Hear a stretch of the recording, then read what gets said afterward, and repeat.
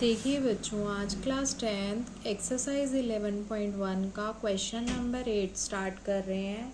इस क्वेश्चन में हमें जो गिवन है, a horse is tied to a peg.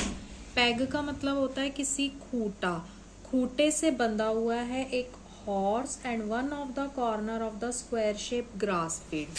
और जो ये ग्रास की फील्ड है वो स्क्वायर शेप में है और 15 मीटर सारी साइड्स की दे रखी है। इतने ही एरिया में जो है वो हॉर्स जो है वो ग्रेस करेगा और it by means of 5 metre long rope. और जो ये रोप की जो लेंथ दे रखी है वो कितनी दे रखी है, 5 मीटर। तो देखिए ये एक ऐसी शेप बनी है जिसमें हमें area of sector find out करना पड़ेगा ताकि हमें पता चल सके कि इतने हिस्से में हॉर्स ग्रेस करेगा। तो फर्स्ट हमें पार्ट जो इसमें फाइंड आउट करना है वो है the area of that part the field which the horse can grace. Horse जो है इतने हिस्से में ग्रेस करेगा वो हमें फाइंड आउट करना है। तो देखिए जो स्क्वायर शेप है तो इसमें जो एंगल्स होंगे वो 90 डिग्री होंगे और सारी साइड्स भी इक्वल होंगी। तो इसमें देखिए फर्स्ट पार्ट हमें लिखना पड़ेगा यहाँ पर, area of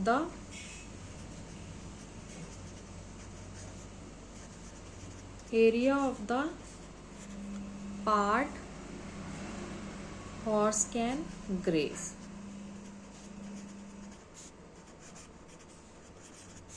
theta by 360 into pi r square.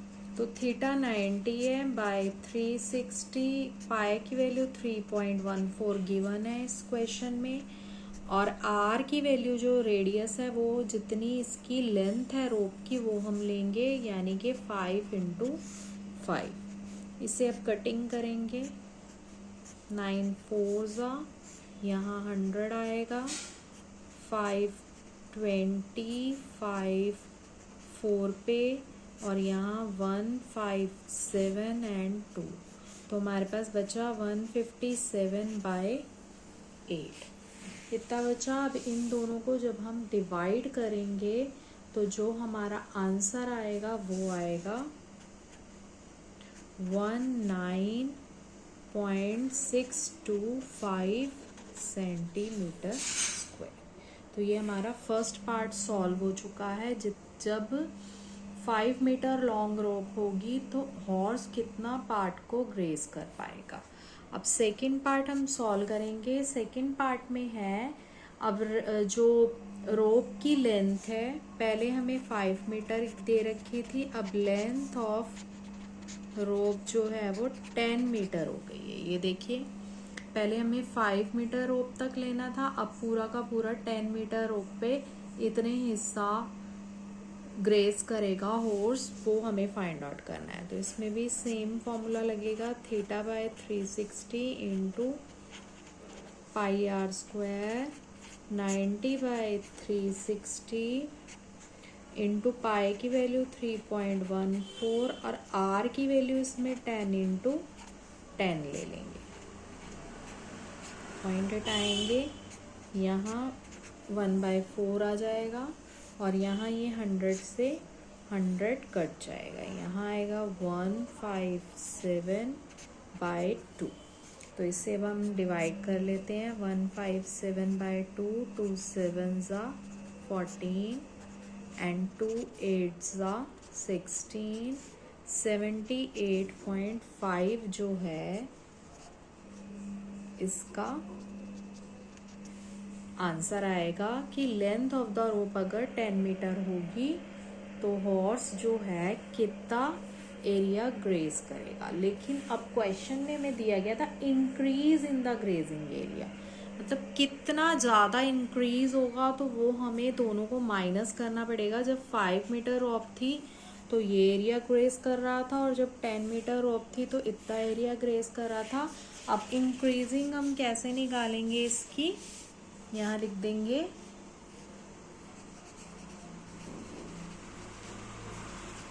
Increasing 8.5 minus 19.625 जो कि माइनस करने पे आएगा 58.875 सेंटीमीटर। अब देखिए क्वेश्चन नंबर 9 हम स्टार्ट कर रहे हैं। क्वेश्चन नंबर 9 में है a brooch is made with a silver wire in the form of circle with diameter 35 mm। देखिए एक ब्रॉच बनाया गया है जिसमें यहाँ पे भी वायर लगाई गई है और ये डायामीटर भी उसी वायर से बनाए गए हैं। तो इसमें हमें बोला गया है 5 डायामीटर्स बनाए गए हैं और जो कि इसको 10 पार्ट्स में डिवाइड कर रहे हैं। जिस डायामीटर की जो लेंथ दे रखी, डायामीटर की जो मेजरमेंट है वो है 35 mm। तो इसमें हमें रेडियस निकालना पड़ेगा, वो हो जाएगा 35/2 mm। ठीक है। अब इस क्वेश्चन को हमें जो फाइंड आउट करना है the total length of the silver wire. Silver wire देखिए यहाँ पर भी यूज़ हो रही है और डायामीटर्स बनाने में भी यूज़ हो रही है। तो जब इस पूरे हिस्से में वायर यूज़ होगी तो वो सरकमफ्रेंस होगी। तो यहाँ हम लिखेंगे, फर्स्ट पार्ट सॉल्व करेंगे, the total length of the silver wire required. जो लेंथ होगी वो कितनी है, एक तो सरकमफ्रेंस होगा सर्कल का,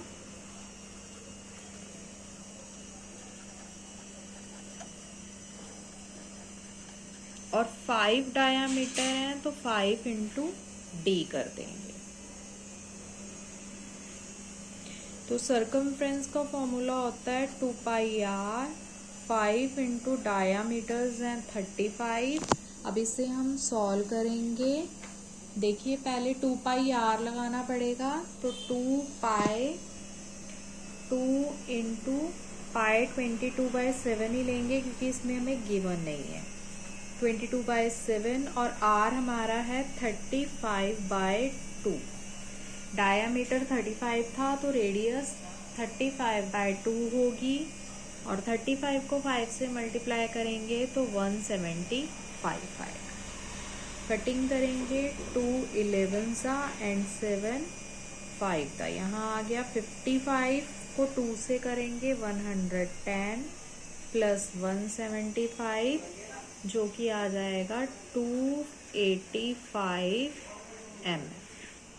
ये आ गया जितनी वायर रिक्वायर हुई है उसको बनाने के लिए। अब इसी का हम सेकेंड पार्ट करेंगे। सेकेंड पार्ट में है area of each sector of the brooch. देखिए जो ये है एरिया है, इतना पोर्शन का एरिया हमें फाइंड आउट करना है। तो देखिए सबसे पहले हमें रेडियस तो ऑलरेडी पता है 35/2 आएगी, लेकिन ये एंगल फाइंड आउट करना पड़ेगा। तो पहले हम लिखेंगे यहाँ पर एरिया ऑफ सेक्टर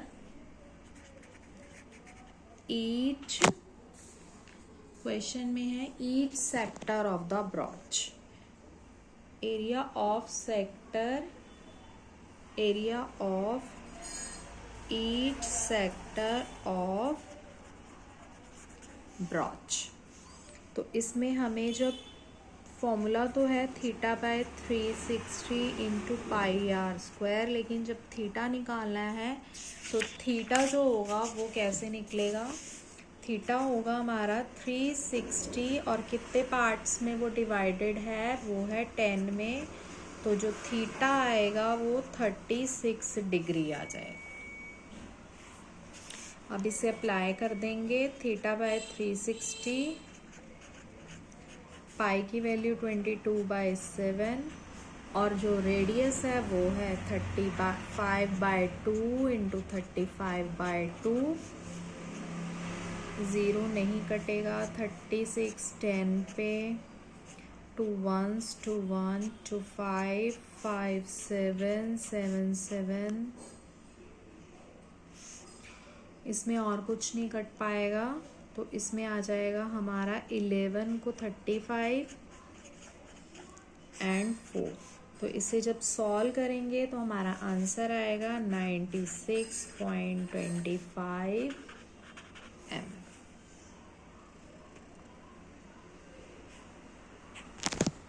अब देखिए, अब अगला जो नेक्स्ट क्वेश्चन है हमारा 10th।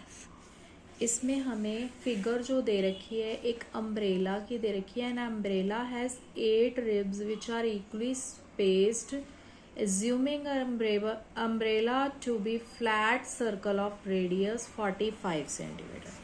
देखिए ये अम्ब्रेला की हमें शेप दे रखी है।